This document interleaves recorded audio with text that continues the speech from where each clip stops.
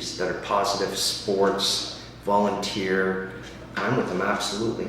Don't assume that your kids don't want to spend time with you. They need that attention. If you don't give it to them, they're gonna go elsewhere and seek it. It's not about, if you can't offer them money, if you can't afford it, that's not what it's about. They just want the attention. Bottom line is love. Just give your child love and pay attention.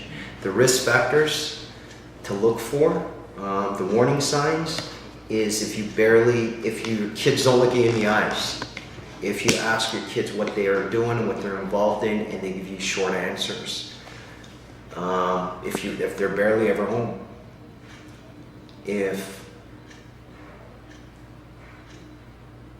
they never call you, if they never ask you for anything, if all of a sudden they have some money, warning signs. All of a sudden they have clothes. All of a sudden they have, they're on the phone a lot. Many warning signs, basically. Best thing to do is communicate with your kid every day. Talk to him or her. Show them love and get them involved in groups. Do it and do those activities with them. That's the best way. If you can't afford it, there's so many organizations out there that offer it for free. Just get them involved in projects. Pay attention. That's my advice. Like a role model of some sort that we can get past this. These are the things we can do. There is a possibility of success, even though the system is not, to me, set up in a way to succeed. And I also operate a PHP in my home, which stands for Private Home Placement, which means I take prisoners from either that have been released from prison or out of a halfway house, and they live in my home upstairs. And we talk. I'm there to support them, share our struggles, just be there for somebody to talk to, and somebody who's been through it and made it, because that doesn't happen very often at all. So where are our spaces and where are our mechanisms in our community to have those conversations?